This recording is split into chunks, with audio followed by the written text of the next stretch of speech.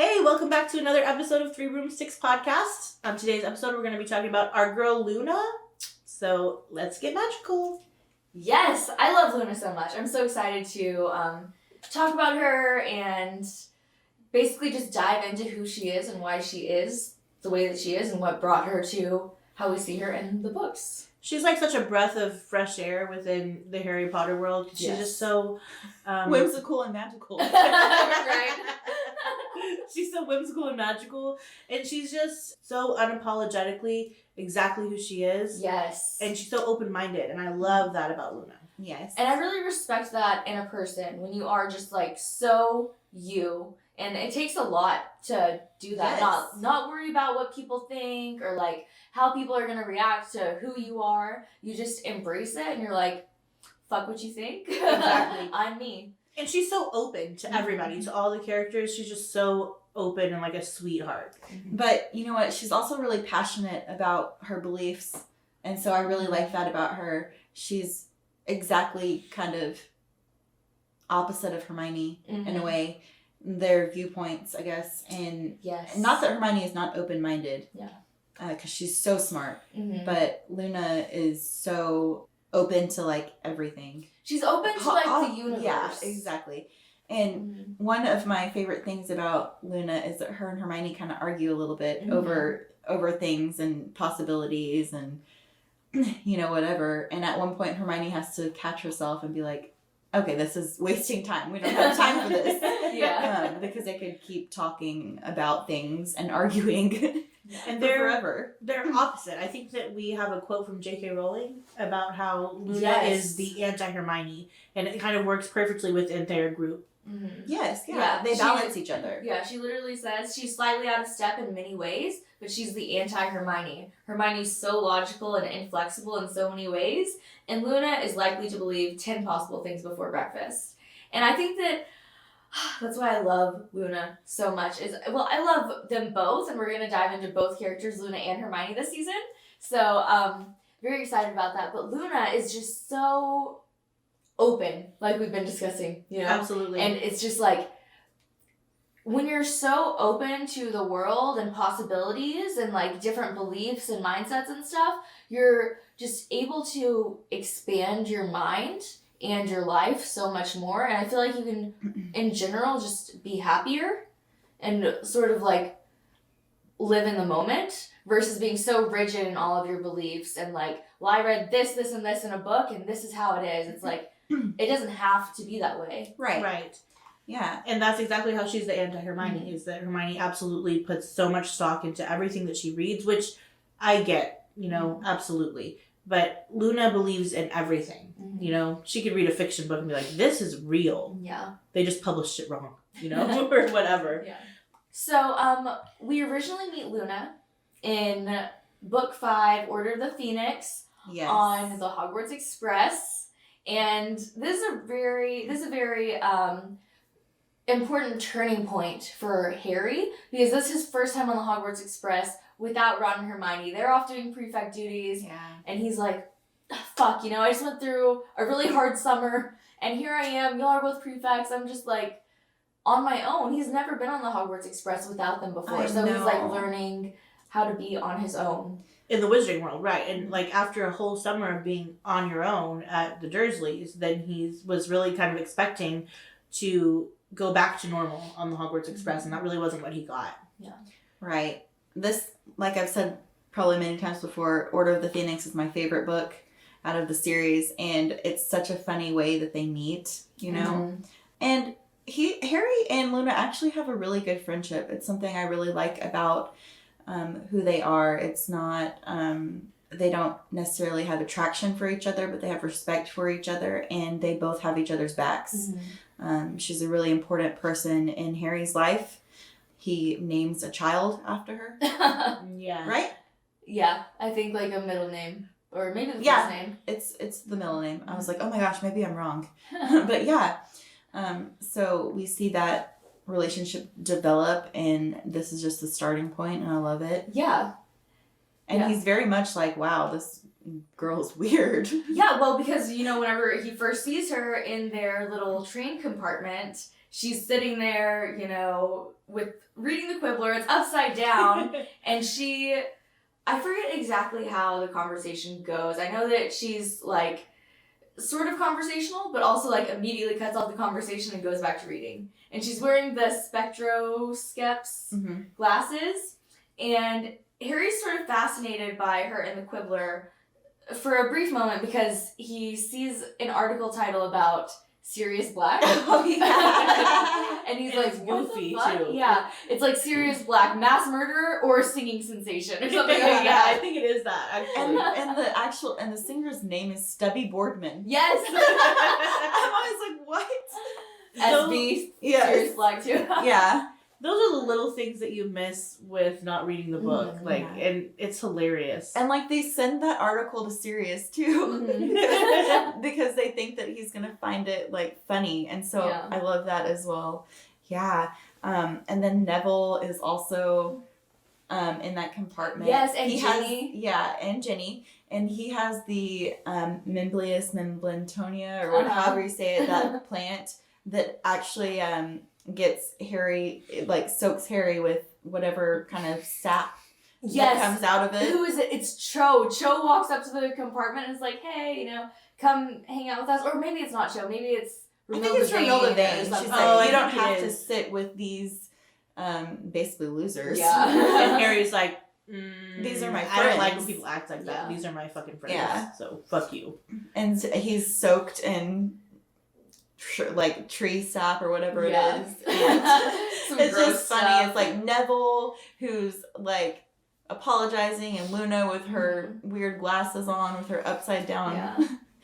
Yeah. And I feel like that's a cool moment for Harry because it just shows a lot of character, because like he has this opportunity to go hang out with like the cool kids or whatever, and like people are judging him hard as fuck because he's in this compartment with, the losers, and he's like, no, these are my friends. Yeah. And I think that really sets up the loyalty that he has in each of those friendships, especially later in the 5th book, when they're like, hey, we're fucking going with you to the Ministry of Magic. Yes. Right, yeah, we You know? talked about that in another episode. Yeah. Yeah, the battle of the Department of Mysteries, I think. Yes. Right. Yeah. I mean, So go back to listen to that episode if you haven't yet. And now that we should be on YouTube by the time this episode releases, there should be some type of pop-up, maybe in that corner of the video. We'll see. Maybe right above me, not sure. But it's somewhere on the screen. Click it if you want to watch that. Yes, absolutely. Yeah, I just think that experience really sets them up for the loyalty that Luna and Neville show to Harry, because he extends that hand first, where he's like, hey, I like these people. These are my friends. Fuck you, Romilda Vane. And later on they show him that same thing. They're like, yeah, we're going with you to the Ministry. We're fighting along with you. And that continues for the rest of the series. Like from the 5th book on, you see such deep rooted loyalty to Harry and the cause. And now that I'm thinking about it, I think in the beginning of the 5th book, maybe it's Cho that tries to talk to Harry, and then at the beginning of the 6th book, it might be Romilda Vane. Oh yeah, and I think that's the point. That point where he's like, "These are my friends." Yeah. After they've already done the Department of Mysteries thing, you're right. Cho is trying to talk to him at the beginning of 5, and he's super embarrassed because he's in there with Neville and Luna, and it's like a weird situation. And he's covered in tree Exactly. And he likes Cho. He's like, well, this is embarrassing. Oh, that makes sense, especially with all things that go on later in the book, Yeah, you're with right. Cho and Harry. Okay. Yeah. So quick correction, but yeah. Okay, so Luna is in Ravenclaw. Yeah. Yes. Regroup. More about Luna. Back to Luna. She's in Ravenclaw, which I think she was sorted perfectly. Yes. Yeah. And I think that, yes, she's witty, but I think one of the main things that makes her Ravenclaw is she thinks outside of the box. Yes. In a lot of ways, and that's what makes her a perfect Ravenclaw. Very creative, very Absolutely. intelligent, experimental in a way. Yes. Very unique, and she's extremely honest as well. Yes. She's like Yeah. very straight to the point, and to where it's like, I don't think I have the right word for it, but it's just like, I wouldn't necessarily call it brutal honesty, but it's like, No, just like a blunt honesty. yes. And she's like, just because she's so who she is, she doesn't really accept like fakeness, I would say, around her, she's just like to the point. Like this is. It's kind of like This is she what it doesn't is. understand social cues a Yes. little bit. That's true. I think that Harry describes her as having a knack for embarrassing honesty. Yes, So that's right. she will say literally anything. And like, if she feels like you're lying, she's going to be like, oh, but you said this before. You know, and the thing is that she calls you out in such a sweet way, you know, where it's just sort of like, oh, that's odd that you say this now. Like, she's a sweetheart. And she almost seems like dreamy as a character. And she's like, her character just like floats on air. Yes. You know? She's like, da-da-da-da-da, everything's great. I really enjoy that about her. Which is why I said earlier she's a breath of fresh air in the series, because everybody else seems so serious. Yeah. Yeah. You know, and Luna comes in as like a true light. Yes. Yeah, and she is, even though she's experienced some really dark stuff in her life before we meet her, you know. And real quick, back to like the social cues, where it's like, it's either like she doesn't pick up on it, or she's so aware of it, she's just sort of like disregards it. Because she's like, that's not my vibe. True. Like, I'm not, like, y'all are on this path, I'm on, like, this path. So, exactly. like, even during the Slughorn's party, so we'll get into this later, but Harry invites her to Slughorn's party, and she's there talking to Trelawney, I think. Yes, yeah. And they're on this, like, this crazy side convo about all this crazy off-the-wall shit. And Luna is just so, like, in her own world, and everyone is just sort of like, this girl's crazy. Well, so is Trelawney, though. Yeah. They're kind of weirdly similar in regards to, like, how their brains, like, think. Sorry, what's that word? Where Trelawney is, like, very much, she strongly believes in her beliefs. And her mind is kind of open to branches of magic that other people don't believe in. Yeah, that's how they're similar, like that. Right.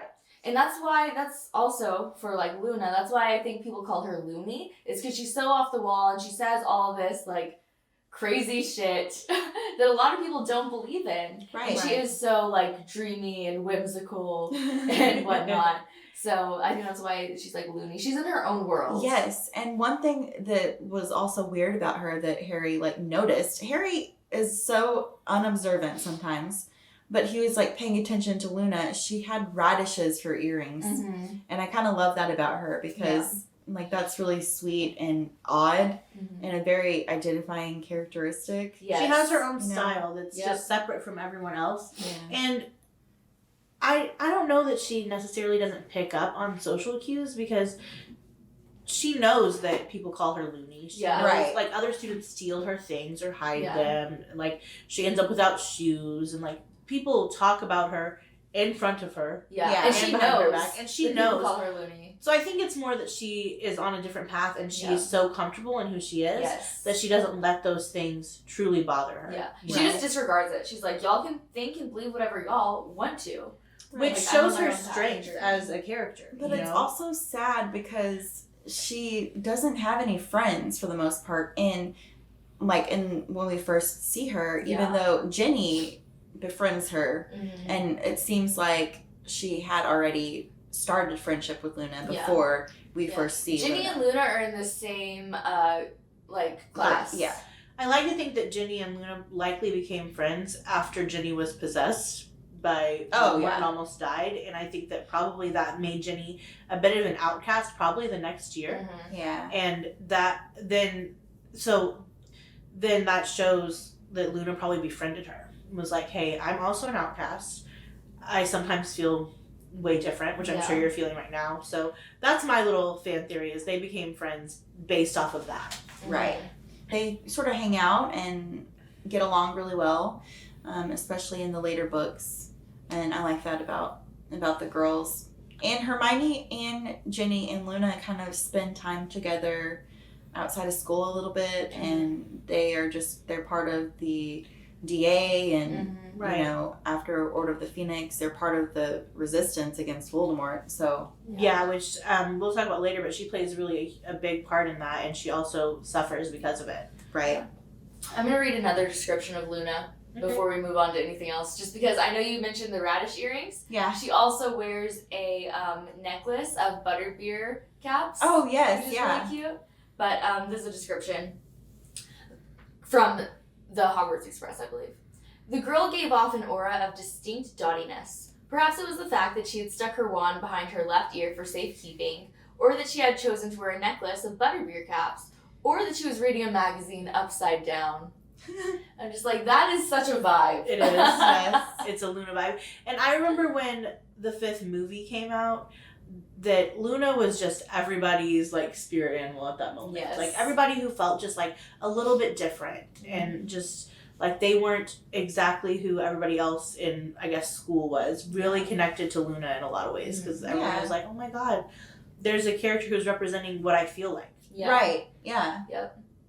Yeah. And I think a note we need to make about that, her reading the magazine upside down, is it was like a puzzle or something like that. Yeah. And you had to wear those glasses to see, to figure out the puzzle, which, you know, I'm assuming she likes doing stuff like that because she's in Ravenclaw.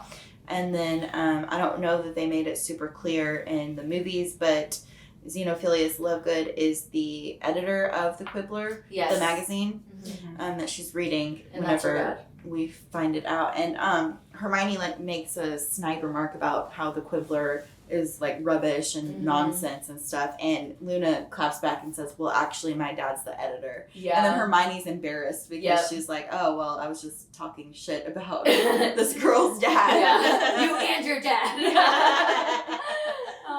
That's so funny. Okay, so also the first day we meet Luna, we also find out that Harry and her both can see Thestrals. Yes. Very important. And Harry's kind of shocked to see them. He's like, what is pulling these carriages?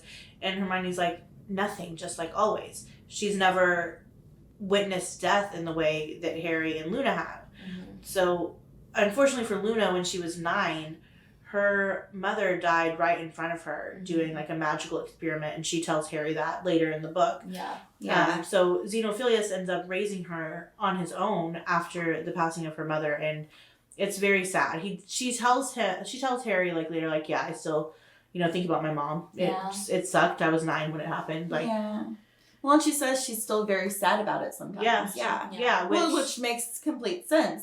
And it's so Luna to just be very open and like just really honest about how she feels. She's like, I'm still sad about it. Yeah, and she's actually really comforting to Harry after he loses Sirius.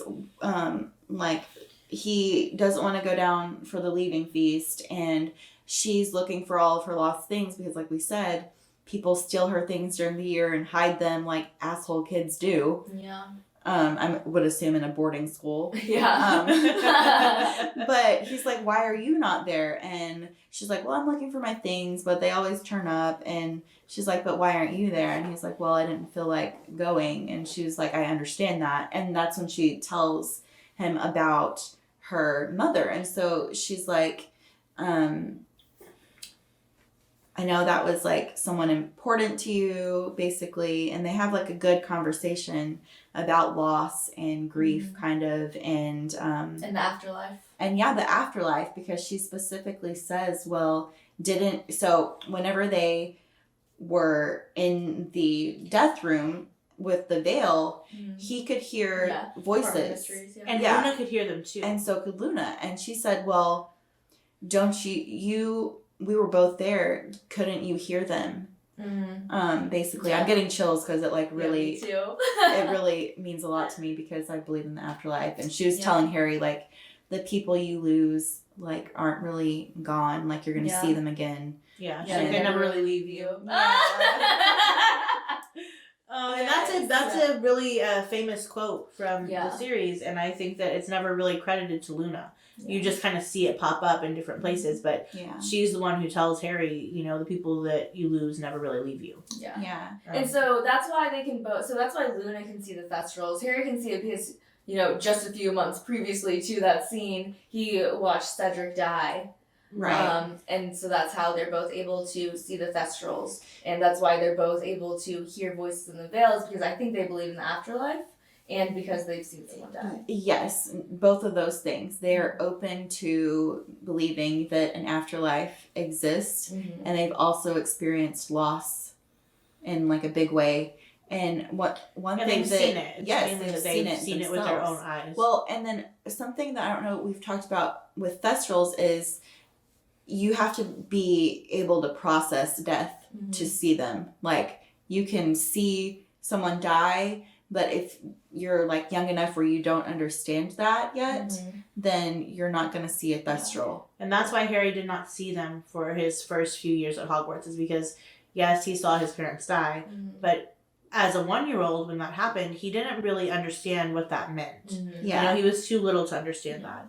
Also, Luna being so open-minded and just, like, willing to believe things, she was one of the first people to openly say, like, I believe that Voldemort is back. Yeah. I believe Yes. what Harry is saying. Yep. Yes. And a lot of people at Hogwarts didn't at the time. Yeah. Well, and she didn't need him to talk about what he saw for her to believe him. She's like, why would he lie about this? She's very smart. She can, I She's think very she perceptive. said, I think she said that she knew that he would eventually come back. Like, and she's just very much like, believes what Harry is saying without judging him the way that the other students have. They're all like, hey, what happened and why should we believe you? There's like articles coming out in the Daily Prophet trying to discredit him because, Defend these traumatic experiences that you had. Exactly. It's and like people are just terrible to him in this book. Yeah. And she's very much a needed character who supports him and is just like... Well, overall, society as a whole was just sort of like in denial, I would say, about Voldemort coming back. Yeah. And they just weren't ready to accept that that was the fact. And there was no, like, proof besides Harry saying it. And so Harry and co. were like, okay, let's do a article in the Quibbler because they will publish me and I can tell my story and, tell the truth. Right. And so that's a really important part, too, of that book is, Umbridge is there and she is not teaching them Defense Against the Dark Arts. Yeah. So that's whenever they start Dumbledore's Army. Luna is a part of it. Yes. And that's also coming this season, so stay tuned for that. And so Hermione actually is like, we need a way of like being able to tell people exactly what happened so we can get the word out about Voldemort coming back and all this stuff. Yes. She has Rita Skeeter write the article because Hermione's just genius. Yes. Because she blackmailed Rita Skeeter and was like, hey, I'm going to tell everyone that you are an unregistered animagi unless you, animagi, whatever, how do you say it? I would have just said animagus. Whatever. Animagi. If you don't write this article, and Rita Skeeter's kind of like snubs her and is like, well, I'm not going to write for the Quibbler. And Hermione's like, yes, you are. Yep. Basically. And so Luna is Hermione sometimes gives off Slytherin vibes. I just love want to say that, Hermione. and you don't see it a lot in the movies, but in the books, yeah, she gives off some Slytherin vibes Yep. at times, so it's interesting. She really does. so She just values bravery. Sorry. So Luna basically, Luna, Hermione, and Harry kind of come up with that plan, and they're able to release his side of the story in the Quibbler, because at that point they're like, well, nobody knows what happened. It's like, you turned up to our school with our dead classmate, and then we were gone for 2 months in the summer, and the Daily Prophet was putting out lies about you, how you're unstable and crazy. Yeah, the whole time, So, like, everyone in the school is like, well, he's just crazy. So Harry and Luna are kind of both thought as crazy kids in their school. Yeah. And that, again, brings them together, like, in the friendship. And, before this, Harry was a pretty well-known and well-liked guy, you know? Right. But after he brings back Cedric's body, Yeah. they're like, what the fuck, bro? Did you kill him? Right. And just say that Voldemort's back? Yeah. And so he really becomes a huge outcast that year among everyone, but basically his friends that he has. Yeah. And it's like, there's not that many people in Dumbledore's army. Yeah. Once they sign up. It's a small group, and the people who are in it are the people who believe Harry when he And said that trust Voldemort him. was that. Right. Right. And that actually want to learn as well. Right. Yes, Because like, that's we'll like get a huge into that in part. Dumbledore's Army episode. Well, I think it's important. And so there's a few people from Ravenclaw, a few people from Hufflepuff, and then several Gryffindors. And so Luna is one of the Ravenclaws, and Hermione is kind of like, when they show up to the meeting, she's like, wow, okay, so we've got Loony Lovegood here. Mm-hmm. And then all these other people, and some of them are there because they want to hear about Harry's, experience with Voldemort, but she's actually there to really learn Defense Against the Dark Arts because Umbridge is crazy. And she kind of diverts the conversation when people are like, hey, tell us what happened, in the Triwizard Tournament. And she kind of interrupts that and is like, is it true that you produced a Patronus? Yes, and then he gets to talk about his skills. So that's really, she keeps them kind of on track a little bit. Yeah, and they really build their friendship throughout Absolutely. the whole book. And before we move on to anything else, I just want to say also during this book is when Luna wears the lion headdress to support Gryffindor in their I love that. Quidditch tournaments. Yes. And I think this is also the year that she doesn't host it. She does She's an announcer. Commentating? yes, the commentating. Yeah. Yes. And she is such a fun person to be a commentator because she So doesn't really girly. know their names. She's Yeah. like, the big guy has the quaffle now. Like, it's just... And then at that point, Ron just Oh, laughs. actually, that's the sixth book. She wears the lion headdress in the fifth. She as commentates in the a sixth. spectator. Uh-huh. Yes. But she does announce the games for and Ron is just like, I'm so fond of her. She's so funny. Where before they went to the Department of Mysteries, he was kind of annoyed and thought she was weird as well. And we say this a lot. And they don't get along that well either. No, but we say this a lot in the podcast is that, like, nothing really bonds you like having to go through a crazy ass experience like the Department of Mysteries. Yeah. Like, Yeah. the movie doesn't do it justice. You guys absolutely should click wherever this is and listen to the Department of Mysteries, the Battle of the Department of Mysteries episode, because it's nuts. It might cover my head. It might cover Anna's. Back to the Department of Mysteries once again. I promise we'll move on. But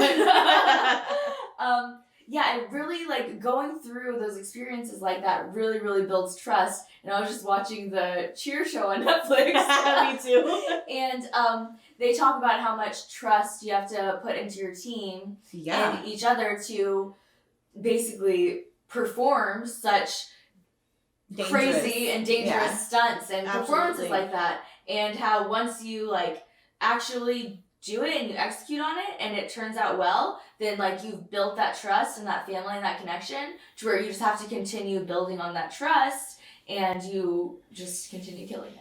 And that's exactly similar. the same thing. Sorry, yeah. Yeah, sorry. Anna. It's similar to my job in the ER. Is you have to really trust the people you work with because when you're in situations where it's literally life and death for a patient, you have to know that your other people in your area are gonna do what they're supposed to do and know their shit. Otherwise, it's not a good outcome for your patient. So it's very much bonds you to each other. Yeah, and that's exactly how it relates to these characters here, is because they went into the Department of Mysteries, into that battle, knowing we all have each other's back. We're all down for each other, and we're all going to do whatever we have to do to make sure we all get out alive.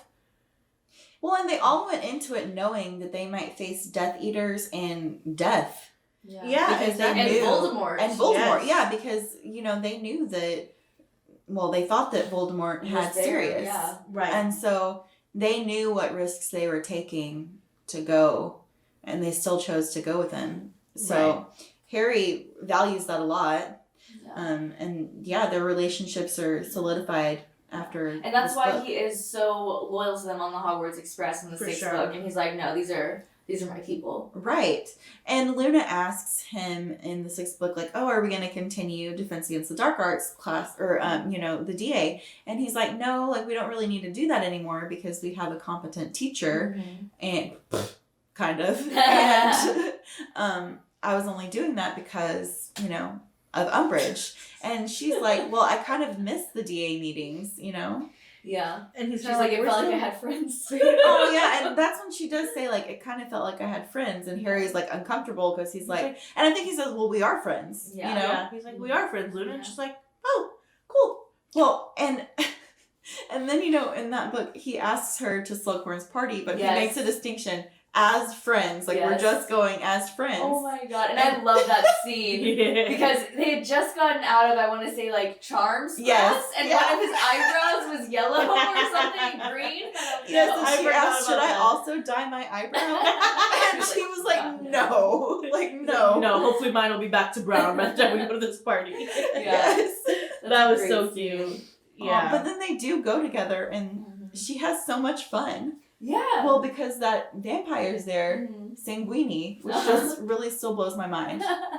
And like she talks to him, and she's just having a good time, and she talks to Trelawney, and just she's funny. Yeah. She is funny. And like we were saying, this is the year that she replaces, I think, Zacharias Smith as the Quidditch commentator. And I want to read some really funny quotes from the book, because when you actually read the scene of her commentating, McGonagall is like getting really annoyed with her. Yes. And Luna's just in her own world as usual. Well, because doing her own McGonagall thing. and Hermione are similar Mhm. in kind of inflexible, Yeah. like rigid Yes. beliefs and Mhm. stuff. And McGonagall fucking loves Quidditch. She does, yeah. Yeah. She's very much like serious Yeah. about it. Yeah. Especially whenever it's her team, her house Mhm. playing. Yeah. So, some quotes. Luna did not seem to have noticed. She appeared singularly uninterested in such mundane things as the score, and kept attempting to draw the crowd's attention to such things as interestingly shaped clouds and the possibility that Zacharias Smith was suffering from something called loser's lurgy because he had lost the previous game and was now sucking.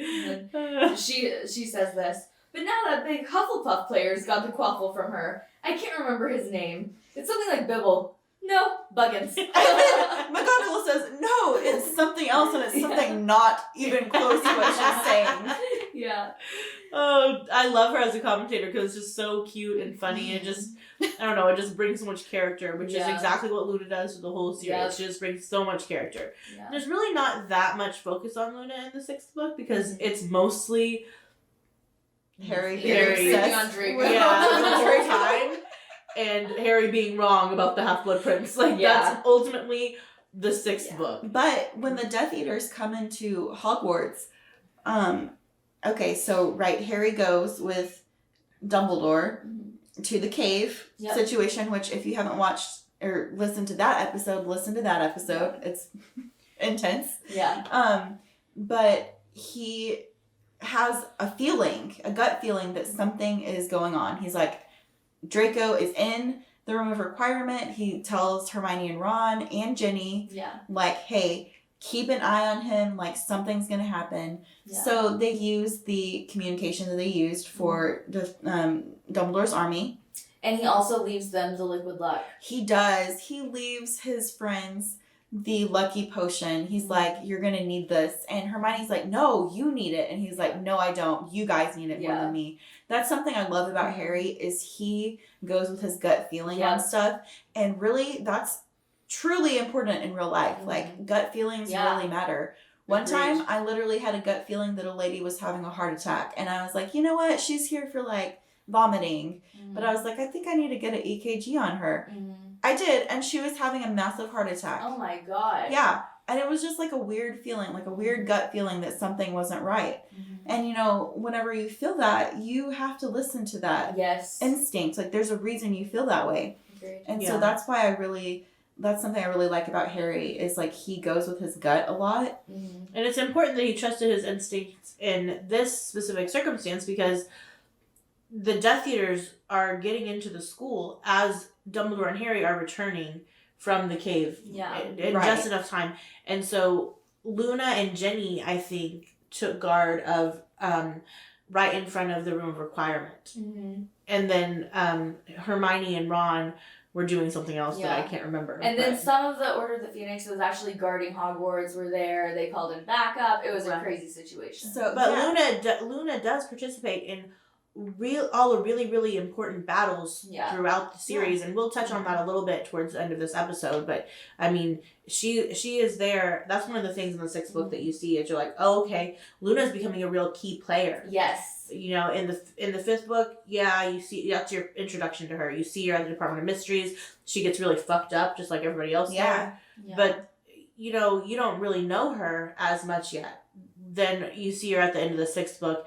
And you're like, wow, okay, she is a badass witch. And Yes. she is a key player now in the group, you know, because we have the golden trio, Harry and co. But then you have like basically the silver trio, which is like Ginny and co. Which is like Ginny, Neville, and Luna. Yep. Right. And they're like, I don't want to say they're JV, you know, but you know, there's the silver trio is what I hear them be called like a lot. Me too.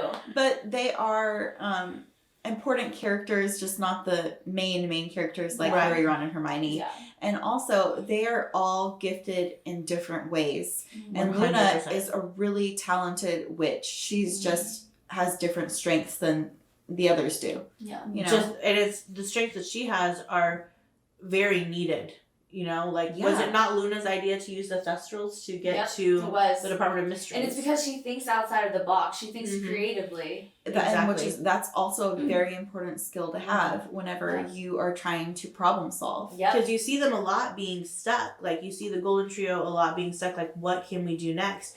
And then you see Luna come in with something off the wall. Right. Yeah. And then, like, in the seventh book, whenever they go to Ravenclaw Tower to try and get in to find the diadem, it's Harry and Luna, and they're asked the Riddle. question. Yeah, the riddle. And it's, what came first, the phoenix or the flame? And Harry's like, fuck, I don't have time to figure this out. Yeah, like, I just need to let me get in. this bitch. And Luna thinks about it, and she responds with, a circle has no beginning. Yeah. Which I'm like, And they what? were let in. Yeah, I'm like, what? That's an answer. Dude, I Yes. love her. Which Yeah, I really she's so like smart. that we see, because I don't know that we had seen that before, how to get into Ravenclaw Tower. Yeah. We see how to get into each of the houses. Of course, Gryffindor, because that's what house Harry is in. And with Ravenclaw, you have to answer a riddle, which I was like, there's no way I'd be in Ravenclaw, because I would not be able to answer. But then if you get it wrong, you have to wait until somebody else comes along and answers correctly, Yep. because then you're learning, Yeah. Yeah, which I love. me too. I love that. I love that about Ravenclaw Tower. Because someone has to get it correct. The riddle doesn't change until Right. the previous one is answered. Yes. Right. It's so good. And this is also one of my favorite parts of the seventh book is whenever Harry and Luna go to Ravenclaw Tower so he can look for the diadem, and there's a statue of Rowena Ravenclaw in their tower wearing the diadem. So that's like the main reason they were going in there, so he could see what it looked like and try to find it. Yeah. And this is whenever McGonagall comes in, and Harry and Luna have the invisibility cloak. So they have it on. The Death Eater is in there waiting for Harry to go in, because Voldemort has stationed them there. Which was a confirmation to Harry that they were on the right track to getting another Horcrux. Right. So this is when McGonagall is disrespected, and the Death Eater spits on her, and Harry uses the Cruciatus curse on that Death Eater. And he missed that He's shit. so pissed off, and he tells McGonagall, like, I understand what Bellatrix meant when she said you have to mean these spells, is because he has so much respect and love for McGonagall that he was like, you know, I can't let this guy disrespect her. And McGonagall's like, what? Potter, what are you doing here? And she's like, what? And he's like, Harry's like, he spit on you.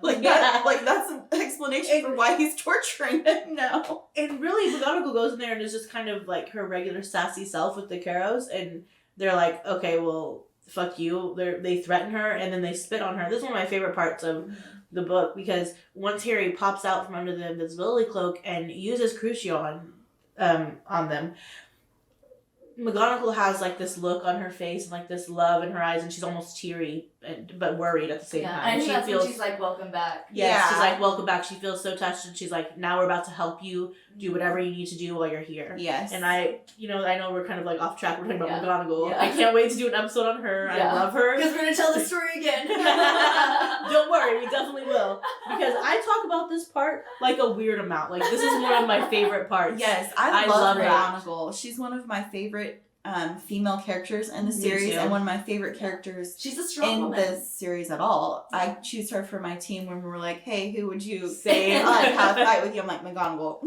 Same. But she tells Harry, like, we're going to secure the castle, and he's like, can you do that? And she's like, well, us, we teachers are pretty good at magic. Like, and also, as I think we've talked about before, we believe that Hogwarts has its own magic and can defend itself a little bit. So it was able to reinforce on its own. Yeah. So now we can talk about Luna actually in battle, because she does quite a bit in every battle that you see her in. Yeah, so, everything that we haven't mentioned yet. Right. Because I know we dove in a little bit talking about each book. Right. So, I mean, first of all, Department of Mysteries. In the Department of Mysteries, we talked about it a little bit already. She has the idea to use the Thestrals to get there, and then they get there. I said this earlier, so I'll be really quick. She gets pretty fucked up, like, while she's there. She gets knocked out. She gets, hit by a really devastating spell. Again, listen to the Department of Mysteries. The Battle of the Department of Mysteries episode, we'll go over it pretty in detail there. But she, again, the Battle of the Astronomy Tower at the end of the 6th book, she's involved in that too. I was just going to say, I think the biggest thing that we haven't mentioned yet is the 7th year. I think so too. The 7th year is huge for Luna. So in the 7th year, Neville and Luna. Well, and Ginny. Well, yeah, and Ginny too, because they're the only ones who. Harry, Hermione, and Ron have gone off to look for Horcruxes. The Silver Trio, Ginny and co. They have decided, okay, shit is really fucked up here. We're gonna continue on with Harry's legacy and Dumbledore's army, ultimately. So they're kind of co-leading, because the leaders of the school at this time are ultimately torturing kids. They're using Defense Against the Dark Arts to hurt and torture kids. And they're using the dark arts. Yeah, they're using the dark arts. It's not defense anymore. Just the dark arts instead of defense. So it kind of runs all these students off, and that causes Neville, Ginny, and Luna to start again with Dumbledore's army. It's kind of Harry's army now at this point. In the 7th book, Luna ends up being kidnapped. It's because her dad is the editor of the Quibbler, and he's reaching out and saying, hey, Voldemort's bad, and he's talking shit and he's not even talking shit, he's just talking truth in his magazine. Well, he's just saying, I support the good side. I support Harry still through and through. Well, and you should too, basically. Yeah. And so Luna is actually on her way back for the Christmas holidays, I believe. Yes. When she is kidnapped out of the Hogwarts Express. Right. On her way home. Wild. Yes. Can you imagine being the other students where it's like the Hogwarts Express is supposed to safely take you home, but it's stopped and then Death Eaters come on and kidnap one of your classmates? Yes. Forcefully? Yes. And it's because her dad is like a dissenter, I guess. He's saying, hey, this is what's happening. I back the rebellion. And they're like, dark times, truly dark times. It's true. Like, whenever, the bad guys are just openly doing stuff and acting out, you know that you're living in a really fucked up world. Right. And so that's why this whole series of good versus evil is so important and so relevant, because it's up to the good guys to stand their ground and make sure that the bad guys don't take over. And a lot of the times at great personal loss. Yes. Loony Lovegood was saying, I believe in this. I support the rebellion. Fuck Voldemort. And his daughter was kidnapped and imprisoned, and not even just for like a little bit, like for months and months at a time. No idea where Luna was. Yep. And Harry and co go to visit Xenophilius when you start learning about the Hallows, and they're like, where is Luna? Yeah.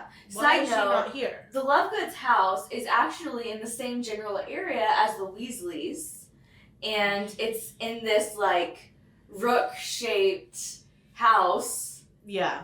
Which a rook, for those that don't know, is a chess piece, right? Yes, it's the castle. Yes. So, which is very much Xenophilius and Luna. You know, I did wouldn't not expect know this to look that anywhere else. whenever I was originally reading these books, so I was like, I don't know what a rook is. Moving on. But yeah, now, by the way, Case is on the chess team for UIL. I Oh, love I love that so I'm much. obsessed with that. That's awesome. So anyways, whenever they are at the Lovegood's house asking about Luna, it's specifically because Xenophilius goes down to make tea and Harry sees Luna's room. She lives in like the attic of the house and he could see his own face through the floorboard basically. So he was like, what the fuck? So Basically. Luna's a painter, number one. Yes, so he goes into Luna's room and there's like dust on her nightstand Everywhere, yeah. and it looks like she hasn't been there in months. But one thing he notices is that there are paintings, magical paintings of Harry, Hermione, Ron, Ginny, and Neville. And there's like gold writing that says friends, Yes. kind of connecting all of their portraits, which is so sweet. It is And sweet. he says that he knew it was like magical, but he couldn't put his finger on it. It was sort of like the portraits breathed, which is her own like creation of magical art. I love it so much. Like Me she's too. so creative and so like herself and just And it shows how much her friends mean to her. yeah, Because that was probably absolutely. her only friends ever. right. And to paint them on your wall, that takes a lot of like magic as well. So Yeah. I think that that's really cool that she did that. But yeah, so she's missing. She's been living in the Malfoys' dungeons for months on end. She becomes friends with Ollivander, who's also being held hostage there. Yeah. Right. And eventually, once the Golden Trio is taken to Malfoy Manor, and Harry and Ron are taken down to the dungeons, they run into Luna, and everyone else is being held hostage. And Yes. that's when they're like, oh my god, this is where you've been. Yes. Yeah, they're like, Luna, we've been fucking looking for you, kinda. Well, because they didn't know if she was alive Exactly. or dead, and they were kind of like worried about it, but there's not much they could do. And Hermione's like, they're all like, well, we really hope Luna's okay, you know? Right. Well, how do y'all think she was being treated down there with the other inmates? Probably super poorly. We're talking about Malfoy Manor. Voldemort is holed up there. Yeah, Like, exactly. and we're talking about being held prisoner by Death Eaters. And when you see her, like, she looks fucked up. Like, all of them are. they're all looking malnourished. They're all looking like they've been beat up at some point. They've got bruises and cuts and stuff. So I'm like, yeah, they've been down there. They've been down there being horrible to them. This is a children's book, so you can't really go into detail, but you can tell that they've been tortured and malnourished and starved and all of that. Yeah. Once they get back to Shell Cottage, which is where they go to from Malfoy Manor, When they like escape, when they escape, like you can tell they're hungry. You can tell that they've been through some shit. Well, and Oh, she's there, also and the Luna. only female being held there. So, Yeah. Because it's Griphook and Ollivander, her, and Dean. Yep. right. Oh, I forgot Dean was there. Well, Dean comes with the trio whenever they all go to Oh, right, Malfoy Manor right. Yeah. because they're all caught by the Captured. Snatchers. Yeah. Oh, But they run she's him the- in imprisonment with the Snatchers. Yeah. So she's the only female prisoner there. It makes me uncomfortable because these people that are holding her are truly, truly evil. So who knows? Yeah, so How we they don't treated really her. know what happened to her as the only female there, but I mean, it can't be good. And she, at the very least, was beat up and starved. Yeah. You know, so. So the next time we see her after Shell Cottage is at the Battle of Hogwarts. And like we said, Harry leads her up, or she leads Harry to Ravenclaw Tower to check out the statue. And then we also know that she is one of the many people to battle Bellatrix Yes. Yes.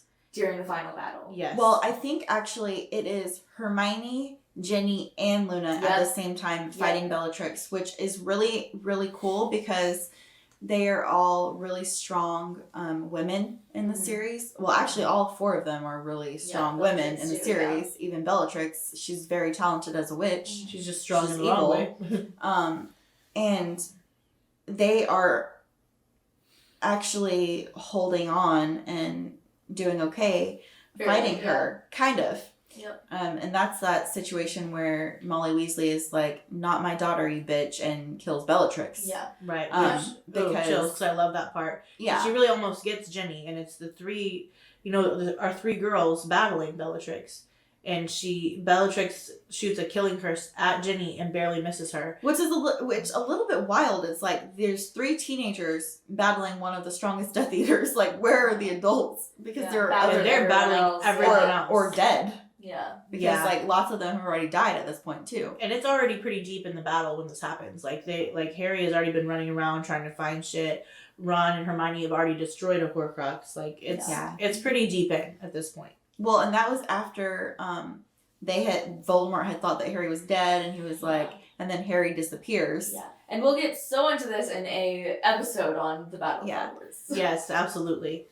And I think really, all of that just kind of shows that Luna is such an integral part of all of these battles. Like, that's multiple that she's been involved in, and she has held her own. She's suffered serious injuries and serious personal losses to support the rebellion and Harry, and she's been a loyal supporter as soon as he said Voldemort's back. So well, and also at one point in this battle, they have to cast Patronuses because there's Dementors. Because there's Dementors everywhere, and they've already shown their allegiance to Voldemort, so they already know what's happening. Right, and so Harry's not able to do one, and I think it's Harry, right? I don't know. I don't remember. But anyways, Luna is like, come on, let's think of happy things. And she's able to cast a Patronus to like kind of help with that. So I wish I remembered who was there for that part. But yeah, she's so just amazing. Yeah, I think I really respect Luna as a person. Just basically everything that we've said throughout this episode. She's so open-minded. She's so truly herself and authentic. And she's a very loyal friend. Yes, absolutely. Yeah. And she's strong. She's extremely strong. She's been through a lot. And after going through so much that year, she was still able to cast a Patronus at the Battle of Hogwarts. Well, she still showed up. You know, she wasn't with the Golden Trio anymore. She was still at Shell Cottage. And so whenever whenever Neville sent out a message that they were going to put up a fight at Hogwarts, she came. Even though she was previously imprisoned and tortured, she still was like, I'm going to fight. Yeah. And, you know. And that's brave. That is so brave. And a lot of people showed up when Neville sent that message out. He said, hey, because we're fighting. Because they all checked the coins. Yeah, right. He said, hey, Harry's here and we're fighting, so come back. And lots of people came back.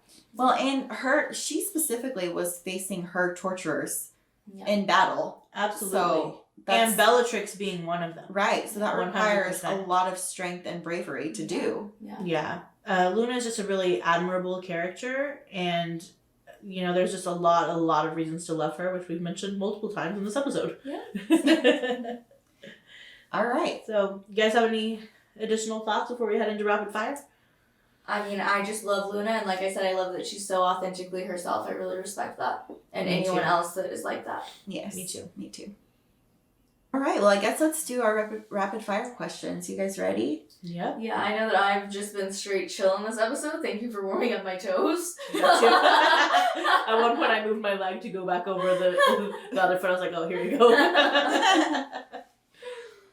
Who wants to go first? I will. I'll go first if you guys want me to. It's kind of a fun one. Okay. So, Luna has her own style. Yes. Design an outfit that you think Luna would wear. Oh my gosh. Okay. I like this question. I love Design Corner. I love her radish earrings and her butterbeer necklace, so I'm going to go with that. I think that she would be kind of like Trelawney with like the long cardigans or like scarves. I think of her as like sunlight, so I would want her to wear yellow, and she wears a pretty yellow dress to Bill and Fleur's wedding in the 7th book. So I would think she would have some sort of yellow outfit on with a long cardigan. Cute. Yeah. Maybe like a yellow t-shirt dress with some leggings and like a long cardigan. I don't know. T-shirt dress. A yellow t-shirt dress. Oh, okay. I'm thinking imagine Luna as this very like earthy, mellow, like ray of sunshine and like this bright light in a dark world. I want her to like be wearing, you know, obviously like a witch's hat. Obviously the lion headdress. right now. I want her to have like this long, like blonde braid. I love the idea of the radish earrings. I want to see onions. I feel like that would be cool. So fun. As far as like clothing goes, I want to see like bright, colorful, like yellows, blues, pinks, maybe some purple. Yeah, that's what I'm thinking. I love that. That's awesome. Yeah. Maybe like a really big chunky belt. Oh yeah, I could see her with Like, a chunky belt. Yeah. Something just completely crazy off the wall. Yes, I love that. Now I'm thinking of like Earthbound, like clothing where she's like a hippie and like whatever has like earth tones on instead. Yeah, it's so funny. It's cute. What about you? Yeah, I think the same with the earrings. Maybe not radishes, but maybe any other kind of vegetable, you know? Except for a green bean, that would be weird. That'd be a weird one. For Luna, That'd be actually sort of cute. And maybe it would be Luna. Maybe she'd be like, green beans are my favorite vegetable. Maybe asparagus. That would be more her. Asparagus earrings, obviously with the bottle cap necklace, because that's just a characteristic of Luna. I think that I imagine her in like a skirt that has like moon, stars, constellations, you know, Okay. blue with like the yellow on it. And then just like a shirt with something that also includes the like space or like sky of some kind.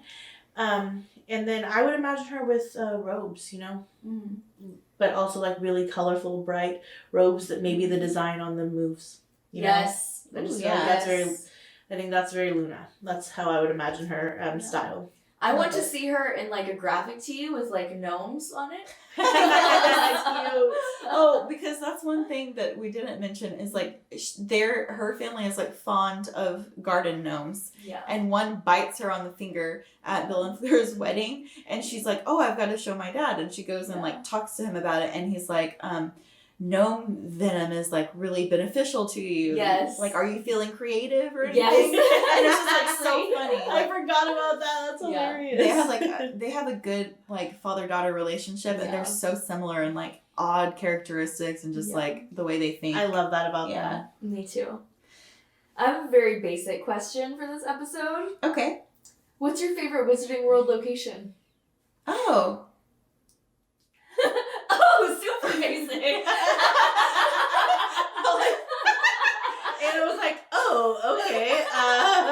I hate your question. No, I think we've asked it before. Probably. Use a different answer. Okay. What's your second favorite? I think my first favorite was the Burrow. Mm-hmm. My second favorite is gonna be Hogwarts. Yeah. I think I said my first favorite was Three Broomsticks Mhm. because I think we asked this question at the very, very beginning of when we started. But I am going to say my second favorite is probably also Hogwarts, you know? Yeah. Yeah. So that's mine. Agreed. I really love Hogwarts. I also love Diagon Alley. It's such a vibe. I also love Hogsmeade. Yes. Yes. You know, so Another vibe. All right. Cool. Well. Well, Oh, here. I have a question. well, because you reacted so poorly to mine, you don't get one. Mine is also super basic, Oh but god, I can't wait to react to it. what do you think is Luna's favorite color? Oh, Okay. I'm just kidding. Oh.